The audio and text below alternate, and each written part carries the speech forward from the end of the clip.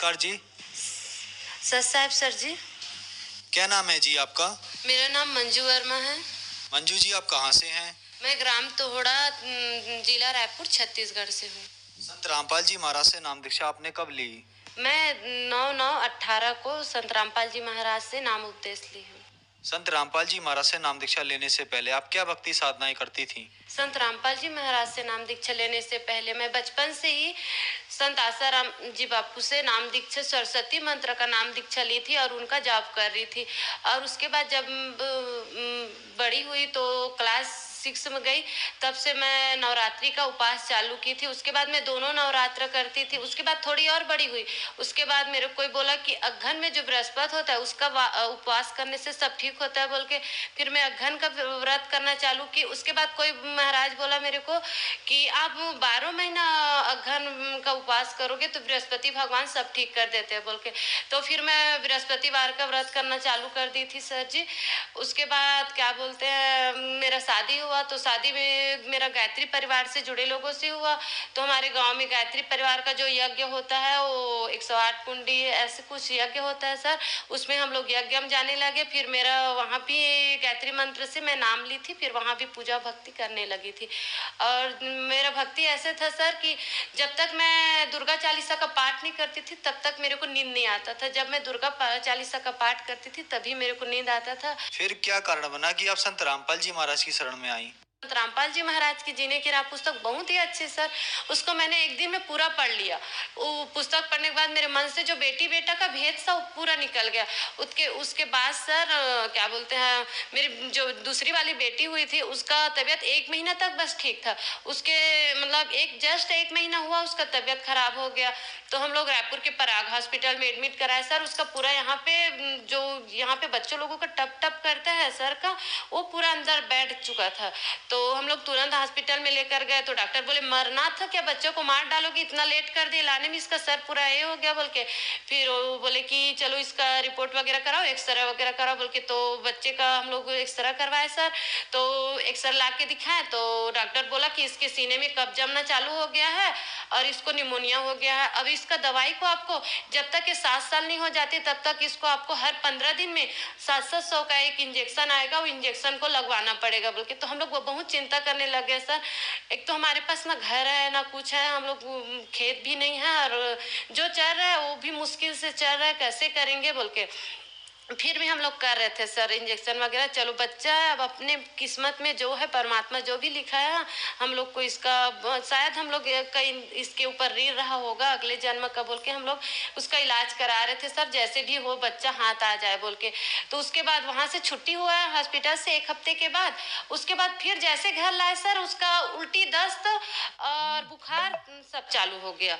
एक दिन बस घर में सही था, फिर उसको हम लोग एकता हॉस्पिटल रायपुर में भर्ती करवाए सर। फिर वहाँ भी 1 हफ्ता तक ठीक था, फिर घर छुट्टी हुआ, घर आए, फिर बच्चे का चालू हो गया। फिर हम लोग क्या बोलते हैं मन्नत मांगे सर कि जैसे कि अगर बच्चा ठीक हो जाता है, तो मेरी देवी में आस्था थी तो मैं बोली एक खपरी मड़ी में मैं जोत का लगाई थी कि जब तक मतलब मेरी बेटी जैसे ठीक हो जाएगी मैं आजीवन जोत लगाऊंगी। सब 1 साल 2 साल का लगाए थे, मेरी बेटी जैसे ठीक कर दोगी माता रानी तो मैं जब तक मेरी जिंदगी रहेगी तब तक मैं जोत लगाऊंगी, क्योंकि मेरा बेटा नहीं है, यही मेरी संतान समझ के मैं लगाऊंगी ऐसे बोल के। फिर वो ठीक नहीं हुआ सर, फिर मैं क्या बोलते हैं वैद्य लोगों के पास जाना चालू कर दी, जो तांत्रिक बताते वो तांत्रिक लोगों के पास जाना कर दी, ठीक नहीं। फिर मेरे कोई बोला सर कि आप लोग मीरा दतार जाओ, जहाँ सब लोगों का हार मान जाते हैं वहाँ मीरा दतार में सब होता है बोल के।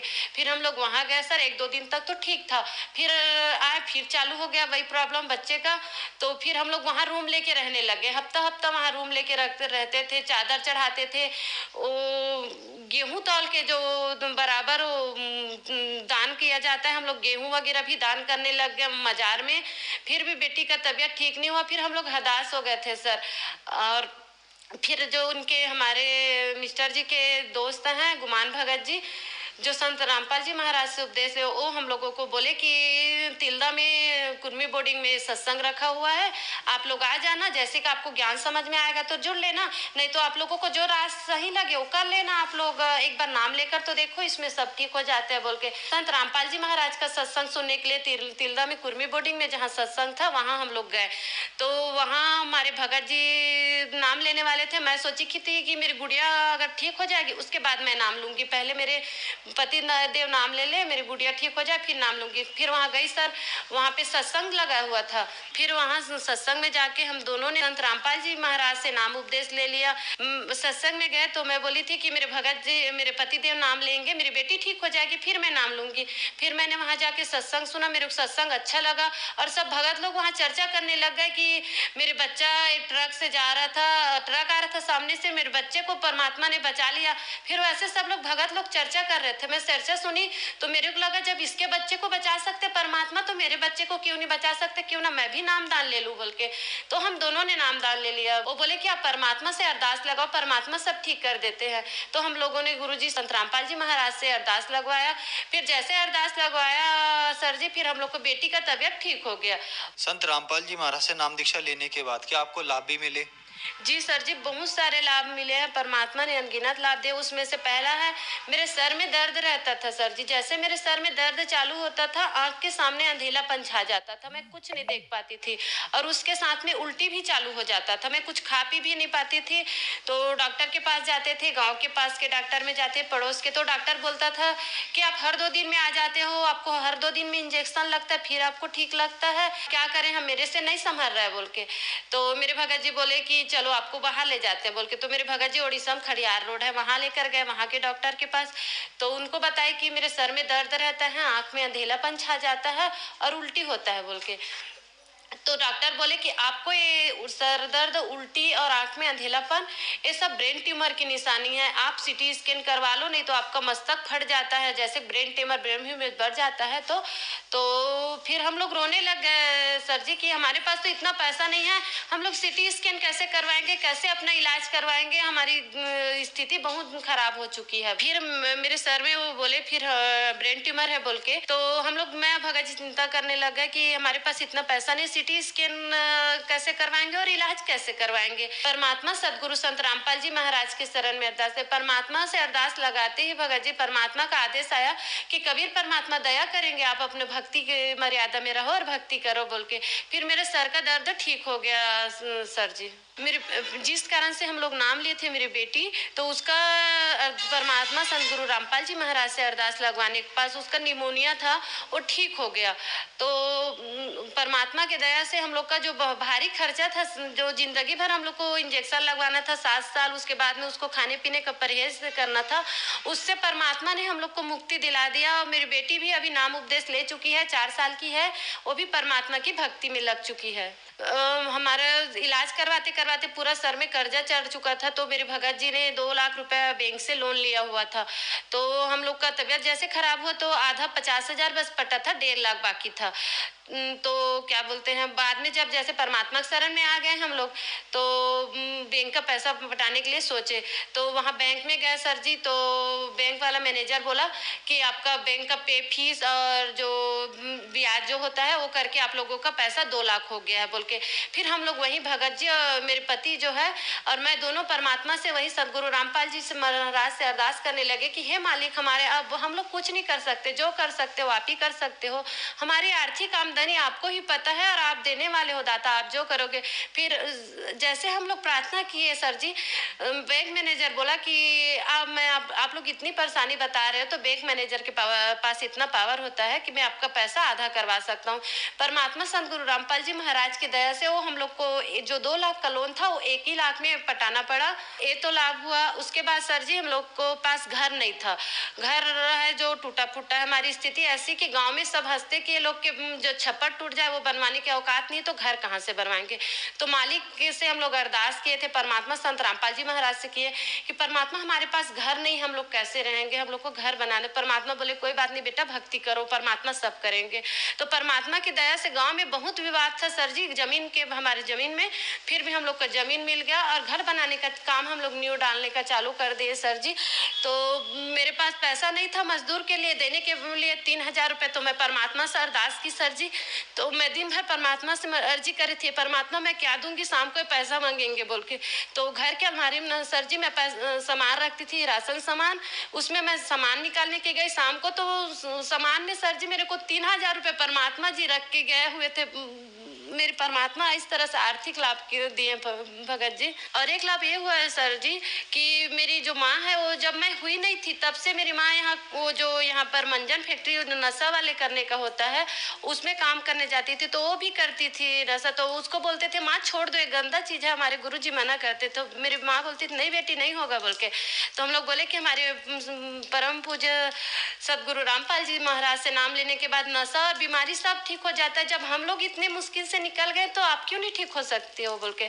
मेरी माँ जैसे ही नाम ली भगत जी तो उसका नशे का आदत छूट गया, वो उसको याद ही नहीं रहा कि हम लोग ये कर रहे हैं बोल के। तब और हुआ कि हमारे घर में प्रेत बाधा था सर जी, और वो हमारे घर में रखा हुआ पैसा, अलमारी में कुछ भी पैसा रखते थे वो चोरी हो जाता था, आप ही आप गायब हो जाता था, सोना चांदी भी गायब हो जाता था।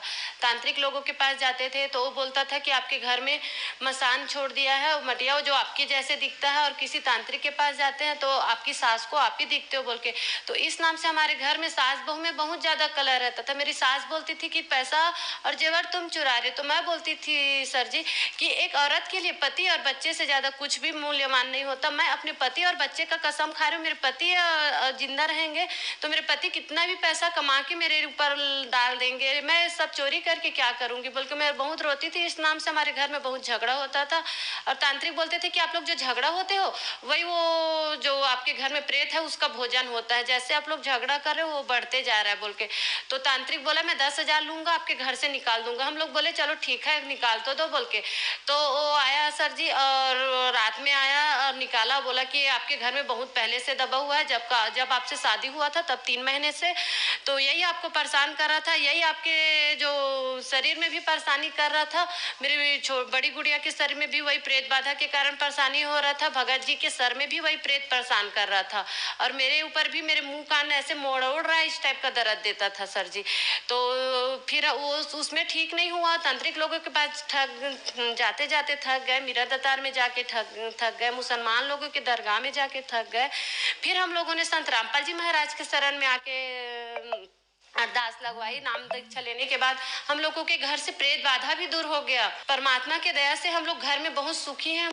संत रामपाल जी महाराज से नाम दीक्षा लेने के बाद आपको बहुत सारे लाभ प्राप्त हुए, तो जो दर्शक आज आपको टीवी पर देख रहे हैं उनके लिए आप क्या कहना चाहेंगी? जो भी जन दुखी हैं उन लोगों को मैं यही करना चाहूंगी, क्योंकि मैं जो स्थिति से गुजरी हूँ वो स्थिति अभी बहुत जने को हो सकता है गुजारेंगे। किसी को प्रेत बाधा होगा, किसी को परेशानी होगा, किसी को आर्थिक भौतिक परेशानी होगा, लेकिन हम लोग इतनी पूजा कर रहे हैं लेकिन कुछ ठीक नहीं हो रहा है। तो इसके लिए परमात्मा बोलते हैं तुम कौन राम का जपते जापक, 3 से कटे ना तीनों तापम। आपको कौन सा राम का भक्ति कर रहे हो जो आपके तीनों ताप को नहीं काट सकते, तो आपको आदि राम का शरण ग्रहण करना होगा। आदि राम के शरण ग्रहण करने के लिए आपको संत रामपाल जी महाराज के शरण में आना होगा। संत रामपाल जी महाराज से नाम दीक्षा कैसे ली जा सकती है? संत रामपाल जी महाराज जी से दीक्षा लेने के लिए चैनल पर सत्संग आता है, उसमें पट्टी चलती है, तो उसमें नामदान केंद्र का नंबर दिया रहता है, उसमें आप लोग फोन लगाएंगे तो आप लोगों को अपने नजदीकी नामदान केंद्र का पता चल जाएगा, जहाँ आप लोग नाम उपदेश प्राप्त करके अपना जीवन कल्याण करा सकते हो। धन्यवाद जी। सर साहब।